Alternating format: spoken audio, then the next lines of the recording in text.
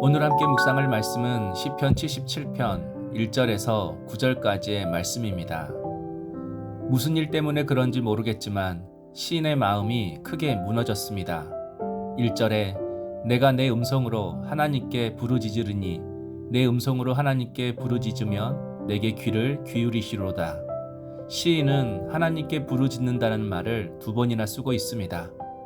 두 번이나 부르짖었다는 것은 단지 큰 소리로 기도했다기보다는 악을 쓰고 큰 소리로 하나님 앞에 소리쳤다는 것입니다. 그것도 밤이 새도록 그렇게 했다는 것입니다. 2절 나의 환난 날에 내가 주를 찾았으며 밤에는 내 손을 들고 거두지 아니하였나니 내 영혼이 위로받기를 거절하였도다. 시인은 밤새 기도하면서 더 이상 위로만 하지 말고 이제는 응답해달라고 밤새 기도하고 기도했습니다. 하나님이 고난을 주시는 것은 당신을 크게 쓰시려고 해요. 더 큰 복을 주시려고 고난을 허락하시는 거예요. 이제 이런 말은 그만하고 응답해 달라는 것입니다. 우리도 그럴 때가 있지 않았습니까? 어떤 말로도 위로가 안 되고 이해가 안 될 때가 있었습니다. 그저 빨리 응답해 주시기만을 사모할 때가 있었습니다. 또 4절에는 주께서 내가 눈을 붙이지 못하게 하시니 내가 괴로워 말할 수 없나이다.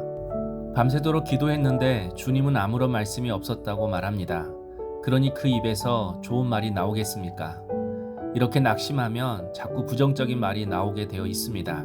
그래서 7절 주께서 영원히 버리실까? 다시는 은혜를 베풀지 아니하실까?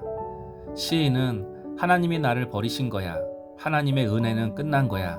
이렇게 자꾸 부정적인 말, 낙심의 말을 하고 있습니다.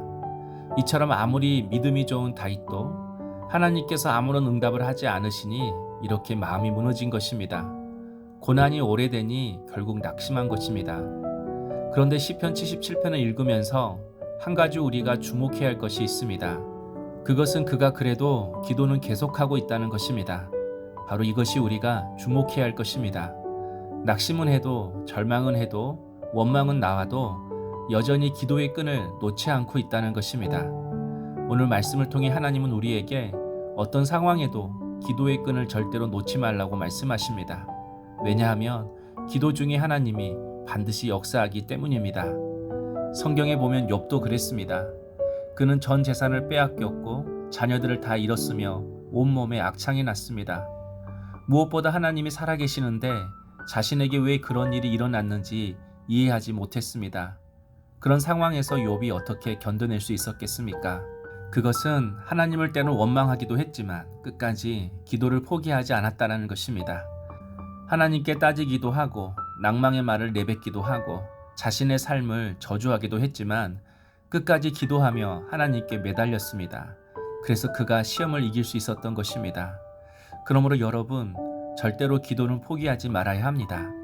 상황이 어찌됐든 기도는 쉬지 말아야 합니다. 내가 기도하고 있다면 아직 끝은 아닙니다. 아직 희망이 있습니다. 왜냐하면 기도는 내가 할 수 있는 것이 아닙니다. 성령이 시키시는 것이기 때문에 내가 기도할 수 있는 것입니다. 마음이 낙심됐는데 누가 기도할 수 있겠습니까? 그런데 기도가 만약 된다면 성령께서 시키시는 것입니다. 성령께서 여전히 기도할 수 있도록 우리의 마음에 성령의 기름으로 부어주시는 것입니다. 오늘 말씀을 통해 내 인생의 앞이 보이지 않아도 삶이 해석되지 않아도 기도의 끈은 절대로 놓지 말라고 하나님께서 말씀하십니다. 성도 여러분, 하나님은 때로 침묵하실 때가 있습니다. 하지만 침묵이 곧 무관심은 아닙니다. 9절에 하나님이 그가 베푸실 은혜를 잊으셨는가? 노하심으로 그가 베푸실 긍휼을 그치셨는가 하였나이다. 하나님이 침묵하셨다고 하나님의 은혜와 긍휼이 멈춘 것이 절대 아닙니다. 하나님의 침묵도 또 하나의 메시지입니다. 그러므로 고통 중에도 하나님을 찾아야 합니다. 응답이 없어도 계속해서 은혜를 구해야 합니다. 성령의 도우심을 의지하여 하나님의 말씀을 읽어야 합니다. 그럴 때 하나님은 우리에게 낙심을 이길 수 있는 믿음을 주실 것입니다. 고난 중에도 기도할 수 있는 하나님의 은혜를 주실 것입니다. 그래서 고난 중에도 위기 중에도 하나님을 의지할 수 있다는 것, 하나님께 여전히 기도할 수 있다는 것, 이것이 지금도 하나님께서 우리에게 베푸시고 있는 가장 큰 복입니다. 기도하겠습니다.